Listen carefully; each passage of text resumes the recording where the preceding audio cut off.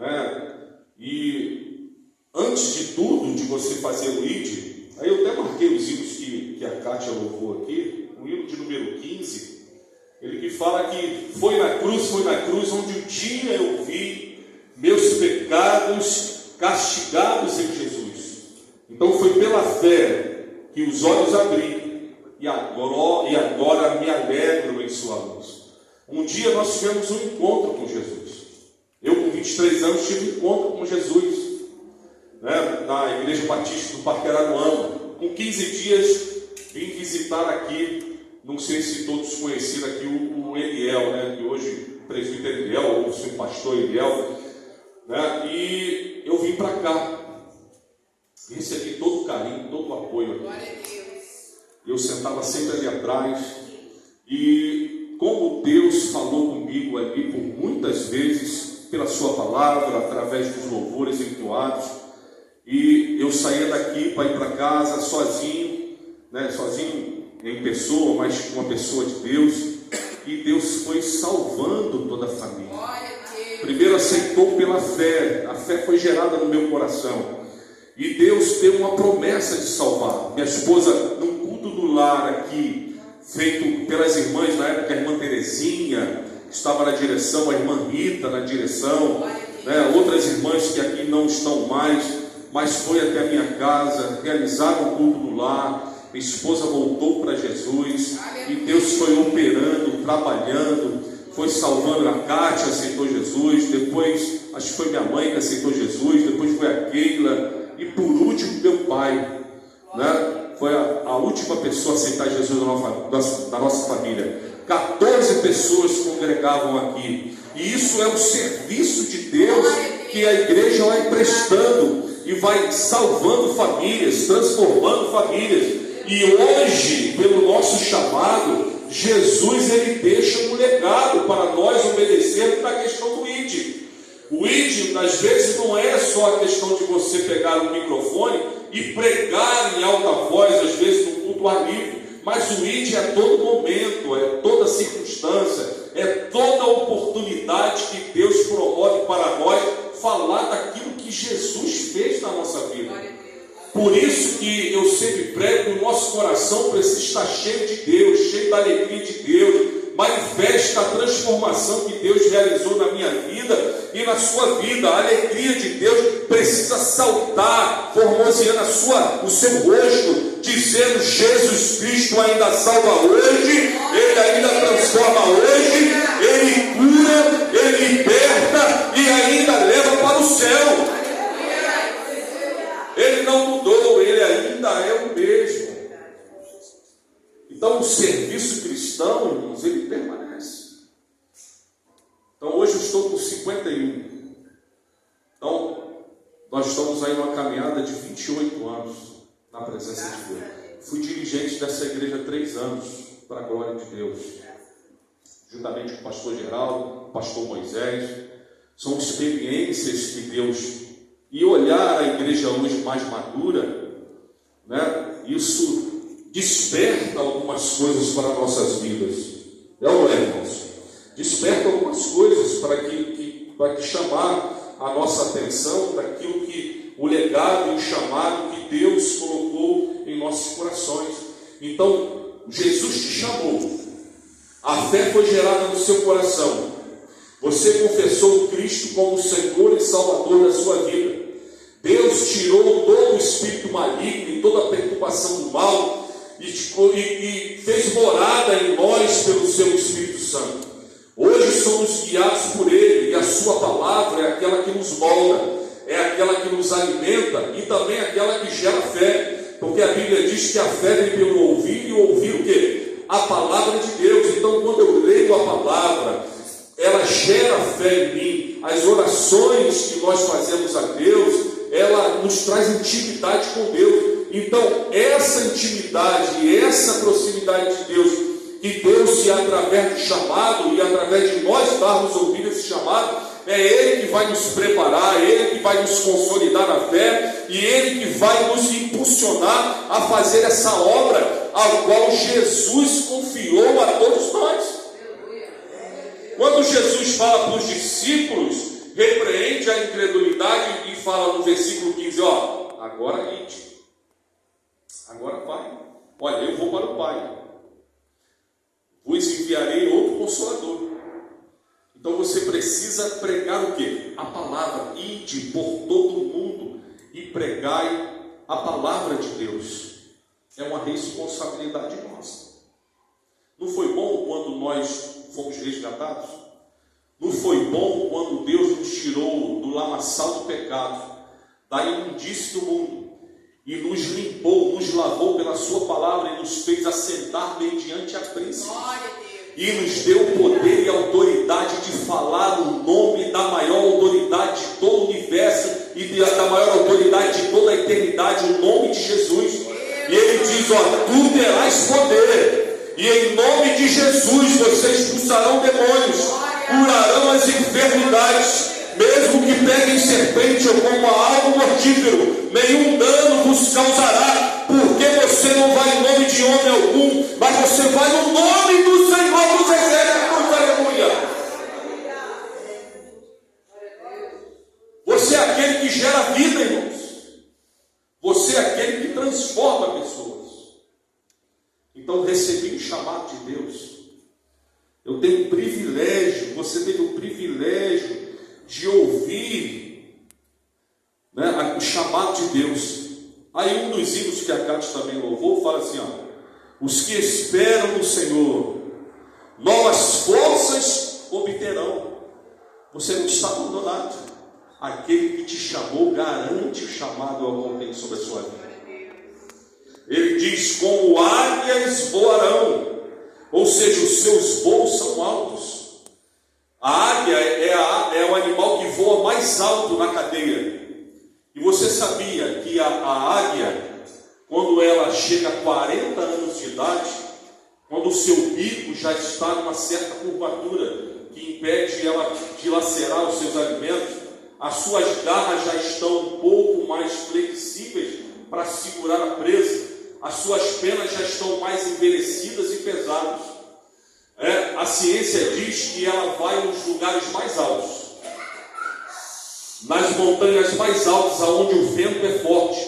Ou seja, mesmo sendo já de uma idade determinada, e mesmo que ela tenha dificuldade, os ventos podem aparecer na minha vida e na sua vida, como ele falou da questão da enfermidade. Mas o Senhor é quem garante a nossa ida nos lugares mais altos, porque Ele está conosco. E quando ela chega nas alturas, Márcio, ela bate com o seu bico na pedra para quebrar o bico, para nascer um novo bico. Ela quebra as garras das suas patas, para que novas garras nasçam mais fortes e mais rígidas. E ela também se autodepena, arranca todas as penas velhas, para nascer novas penas nela. E ela vive mais 30 anos. Ou seja, mesmo que às vezes a gente pode se sentir cansado, mesmo que às vezes a gente pode se sentir um pouco mais flexíveis, mesmo que a gente ache que está a ponto de não ir em determinado lugar, porque o sucesso talvez tenha causa a incredulidade, como creu aqui, que teve incredulidade de discípulos, o Senhor é aquele que garante a renovação das suas asas, das suas garras, do seu bico para alimentar-se. O Senhor é quem nos renova cada dia e nos sustenta na autoridade do seu nome. Creia nisso, irmãos, porque aquele que nos chama, Ele nos garante, Ele está conosco, cuidando de nós em todo momento. Ela diz que a gente corra, mas a gente vai correr e não se cansará. Sem fadigar de andar, correrão sem se cansar. Sem fadigar de andar, correrão sem se cansar, até no céu chegar. É promessa que o Senhor vai estar conosco até o fim dos tempos. Porque mesmo que no mundo nós tenhamos aflições, mas nós não estamos sozinhos. Nós temos uma corrida para seguir. Paulo fala que no final da sua carreira, ele fala, combati um bom combate, acabei a carreira e guardei a fé. O servo de Deus, ele morre pelas causas de Cristo. Ele olha para o alvo, focado naquilo que ele precisa realizar. Ele não para, ele não esmorece, ele não desiste, ele vai adiante. Aí a gente às vezes vê, irmãos, uma situação que, é claro, o tempo passa, nós ficamos mais cansados. É ou não é? A estrutura não é a mesma, o joelho já não é o mesmo, é ou não é? A coluna já não é a mesma, a gente se sente mais cansado. Mas aí nós temos também uma responsabilidade. Ele diz, Mateus capítulo 28, que nós devemos fazer o quê? Discípulos. Nós devemos adotar pessoas. Nós precisamos ensinar pessoas. A Bíblia fala que as mulheres mais velhas ensinem as mais novas. Não é isso? E trate-as como filhas. E as mulheres mais novas trate as irmãs mais velhas como suas mães. Então nós precisamos gerar discípulos. Quando nós geramos discípulos, a igreja se multiplica. E quando a igreja se multiplica, o trabalho também é fracionado. Então, o ideal que em cada geração que vai passando é que as pessoas mais velhas vão abrindo mais oportunidades para as mais novas irem trabalhando, para que sejam substituídas, né? Porque essa é a passagem da vida para todos nós. Nós não vamos ser eternos aqui, seremos eternos lá. Então a igreja de Jesus Cristo precisa gerar novas ovelhas. Por isso que ele falou: ide por todo mundo, pregar o evangelho. Aquele que crê e for batizado será o quê? Salvo. Aquele que não crê será condenado. Ele fala em Mateus 28, ó, ide, pregar e fazer discípulos, batizando o quê? Em nome do Pai, do Filho e do Espírito Santo. Então nós precisamos olhar e observar isso na igreja, para que nós possamos gerar novos discípulos em Cristo Jesus. É uma responsabilidade também do ide. Amém? Então Deus te chamou, te capacitou, te integrou na obra de Deus. Agora a segunda responsabilidade de nós é gerar novos discípulos, é gerar novas pessoas, é gerar aquele que pode estender a mão para você, para te ajudar a levantar. Eu estava vendo as irmãs cantando aqui, né? As irmãs é uma força tremenda da igreja. Eu falo, e Deus estava falando assim: olha como elas perseveram, né? Foi falado aqui a irmã Marilza com a sua dificuldade, mas persevera no Senhor. E esses exemplos servem para nós, os mais jovens aí que estão cansados. Eu não vou hoje na consagração, não tem, outro vai no meu lugar. Mas a igreja precisa de você, irmão. Quem é que vai interceder? Você tem que abraçar essa causa. Os mais jovens precisam queimar a chama do coração de ser novos obreiros, as irmãs serem mulheres de oração, né? Os jovens aí, como o Isaac está lá em cima, ser amanhã um novo obreiro da casa, um diácono, um presbítero, um pastor, né? Somos nós que estamos aqui na juventude, né, que temos que deixar que o nosso coração incendeie para que o legado de Cristo continue na terra. E isso é um privilégio, irmão.